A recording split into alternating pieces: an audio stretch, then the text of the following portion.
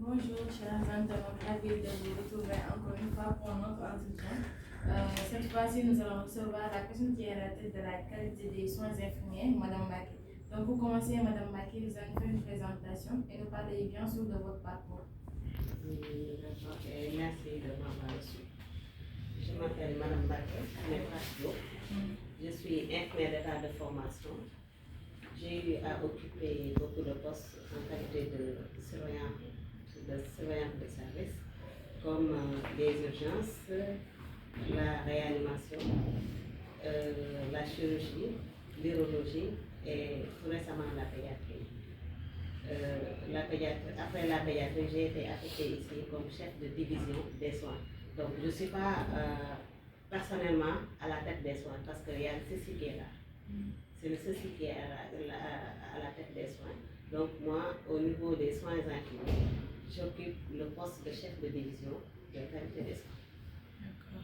Donc vous êtes passé dans pas mal de services. Apparemment, oui. Allez-y, Madame. Bonjour Madame Maké. Pouvez-vous nous expliquer le rôle du service des soins et son importance dans le bon fonctionnement de l'hôpital? Donc je vais pas expliquer le service en tant que tel parce que ça c'est pas mon rôle. Parce qu'il y a le chef des soins infirmiers qui est là, en l'occurrence le CC. Donc je vais juste vous expliquer la division que j'occupe, la division des soins. En fait, la division des soins, ça occupe pas mal de choses. Parce que il suffit juste d'avoir une politique de santé pour redresser les soins. Parce que quand on parle de division de soins, c'est tout ce qui englobe les soins en tant que tel. Tout ce qui est soins, la supervision des soins, concernant le personnel paramédical, leur fonction, leur fiche de poste. Et en cours, il s'agit de surveiller et de diriger ce que font les infirmiers, les paramédicaux dans les services. Maintenant, j'avais occupé, il faut aussi dire que j'avais occupé ce poste-là il y a 2 ans, avant d'être affecté au niveau de la pédiatrie. En ce moment, on l'appelait soins infirmiers, division soins infirmiers. Mais quand je suis revenue, j'ai vu qu'ils ont ajouté la qualité des soins. Et ça, c'est plus vaste. Parce que quand on parle de qualité des soins, parce que la qualité des soins, c'est défini par l'OMS comme la délivrance de chaque patient, l'assortissement de l'acte diagnostique et thérapeutique qui lui assure le meilleur en termes de santé. C'est ça la qualité des soins. Donc c'est un peu vaste. Donc moi j'aimerais, c'est vrai que je vais quitter cette division-là, mais celle qui va me remplacer ou celui qui va me remplacer, j'aimerais lui donner quelques astuces par rapport à ce que je pensais de cette division-là. Parce qu'à un moment donné, avant de partir, j'avais adressé une lettre au chef de service pour lui donner un peu les canaux par où on doit passer pour apporter un up au niveau de la qualité des soins. Parce qu'on ne peut pas parler de soins sans la qualité. Qui parle de qualité parle de la qualité du main-d'œuvre, c'est-à-dire la qualité des paramédicaux. Donc si on veut parler de la qualité des paramédicaux, il faut aussi parler de leur formation. Il faut parler de leur formation. Donc il faut qu'il y ait des suivis. Donc c'est au chef de division qui va venir d'aller dans les services et voir quel gap on a, qu'est-ce qu'il faut pour que nous ayons des soins de qualité. Parce que quand on parle de la qualité en soins, il s'agit d'une amélioration continue. Donc en fait, c'est un peu décevant quand je parle des soins que j'ai eus à Abassna. Donc, parce que c'est ici à Abassna que vous voyez une personne embauchée, aide infirmière, il va faire 30 ans de cursus et il sera retraité aide infirmière. Donc la carrière, il faut que la carrière du personnel soit suivie. Donc ce qui est un peu dommage. Donc et puis quand on parle de la carrière aussi, c'est important. Vous voyez ce qui se passe dans les hôpitaux. Parfois, tu te demandes même, est-ce que les gens, les paramédicaux en l'occurrence, est-ce qu'ils savent leur rôle? Est-ce qu'ils savent leur métier? Qu'est-ce qu'il faut faire en tant qu'infirmier? Donc, moi je voudrais qu'en tant que qualiticienne des soins, on essaye ensemble. C'est vrai que le directeur il fait de son mieux, mais il faut aussi descendre au niveau de la base, voir qu'est-ce qui ne va pas pour qu'on puisse progresser. C'est ça. Donc, quels sont les véritables problèmes que vous voulez souligner tout à l'heure? En fait, par exemple, comme j'ai dit tout à l'heure, par rapport aux infirmiers, il y a des infirmiers qui travaillent sur le tas comme ça. Mais par exemple, si tu leur demandais, par exemple, quel est ton rôle, ils ne peuvent pas te le dire. Parce que être infirmier, ce n'est pas seulement le fait de venir faire une injection, faire un pansement et partir. Parce qu'il faut aussi que les patients qui viennent trouvent une satisfaction. Et pour avoir cette satisfaction aussi, il y a un coût. Il y a un coût à ceci. Le coût, c'est la formation des parents. Parce que si je ne sais pas ce que je dois faire, je ne vais pas le faire très bien. Et puis, il faut savoir que les patients qui viennent, ils sont parfois plus instruits que l'infirmier qu'ils trouvent. On te dit, par rapport à la qualité des soins, on doit tout faire pour que les soins ressentis soient égaux aux soins procurés. C'est-à-dire, moi, en tant que malade, je vais trouver M. Ndiaye. J'ai déjà une idée de ce que je veux. Si je ne le trouve pas, ça sera une faille au niveau du personnel. Donc, le personnel doit être en mesure de savoir ça, c'est le besoin du patient. C'est ça qu'il a besoin de ça. Donc, et je dois le satisfaire. Pour que, par n'importe quel moyen, je dois satisfaire le patient. D'accord. Donc, c'est ça qui nous manque. Donc, il faut la base de la formation.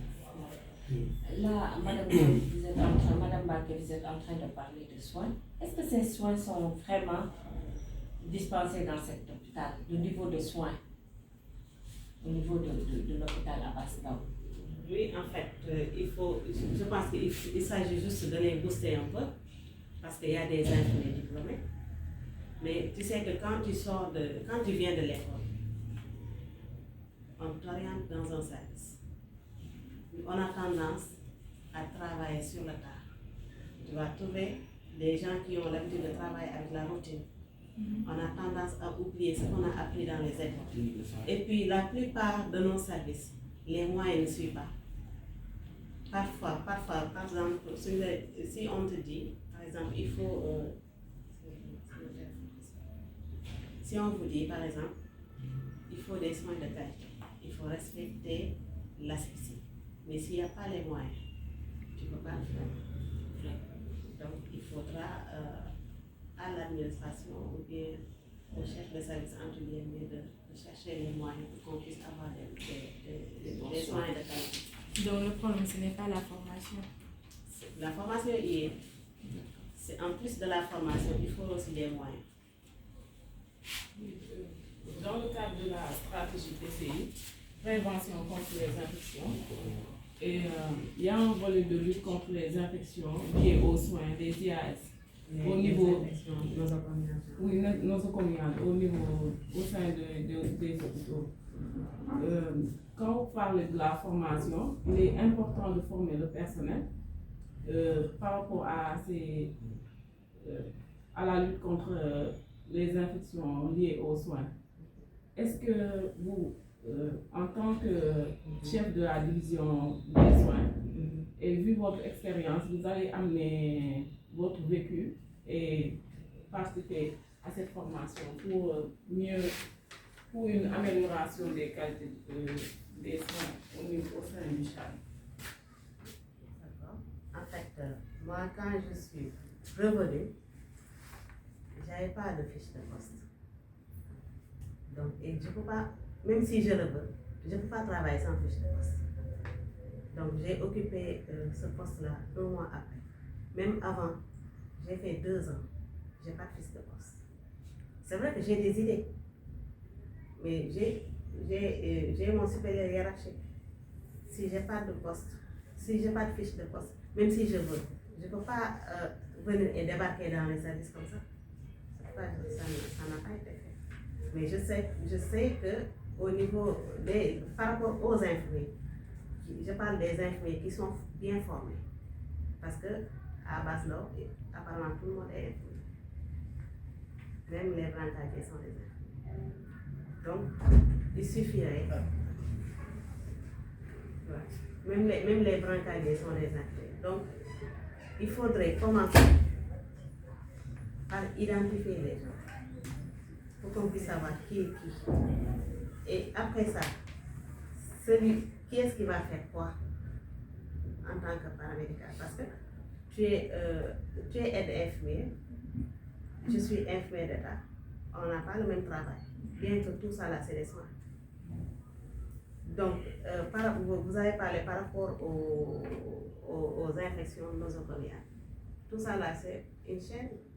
C'est pas seulement, on ne peut pas se focaliser seulement sur les infirmiers pour éviter ça. C'est une chaîne. Même au niveau de la voyanderie, si c'est pas, le travail n'est pas bien fait, ça va se sentir sur les soins. Et surtout la voyanderie au niveau du bloc, le linge, tout ça là, si c'est pas correctement bien fait, ça peut poser des infections, genre nosocomiales, ou bien, comme vous l'avez dit. Et à vous entendre parler, on peut deviner facilement que votre service ou la division dont vous êtes la responsable est une division transversale. Parce que vous avez eu à cheminer dans plusieurs services au sein de l'hôpital. Est-ce qu'on peut avoir de manière détaillée dans quel domaine vous intervenez au niveau des soins infirmiers? De manière détaillée, les soins que vous procurez aux patients. Tu sais, les soins infirmiers, c'est très vaste, mais quand tu es infirmier, les soins c'est tout. Parce que le rôle de l'infirmier, c'est l'exécution de la prescription du médecin. Si l'exécution n'est pas bien faite, le travail du médecin le médecin ne sera pas satisfait. Donc, en tant qu'infirmier, tout ce que un médecin prescrit doit être en mesure de le faire et bien le faire. Ce bien-là, pour le faire, il faut avoir de l'expérience. Donc, il faut avoir des bagages. C'est pas seulement, en fait, comme ce que font les autres, et ça se voit parfois au niveau de l'hôpital, ce qui est un peu dommage. Tu vois des gens qui n'ont rien à voir avec le métier infirmier. Pourtant, ils sont là. Ils exécutent le métier. Tant qu'il n'y a pas de faille, c'est bon. Parce qu'ils sont là, ils sont entourés des médecins, on les forme et tout ça. Mais s'il y a faille, la responsabilité de l'hôpital sera engagée. Donc, si j'étais, en fait, je ne vais pas vous dire ça si j'étais, parce que je suis dans le système, mais s'il s'agirait de changer quelque chose, moi je serais très prudente par rapport à ce genre de Ma question pour savoir quels sont les soins spécifiques qui sont liés aux soins infirmiers. Les soins infirmiers, je vous ai dit. Oui, les soins infirmiers, c'est un tout. C'est pas les injections, c'est le fait de recevoir les malades et d'appliquer la prescription du médecin. Donc, tant que tu appliques la prescription du médecin, ça c'est le rôle de l'infirmier. Le rôle de l'infirmier. Donc, c'est un tout. C'est un tout. Les soins infirmiers, c'est un tout. Parce qu'après le médecin, c'est impérativement puis le infirmier qui est là. Donc c'est lui qui est en contact direct avec le malade et il a plus de temps avec le malade.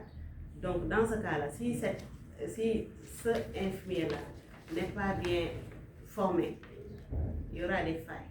Donc la formation, ce n'est pas seulement sur l'expérience, sur le fait de venir faire une ingestion épargnée, mais il faut faire, pour moi, il faut former l'infirmier par rapport à sa communication.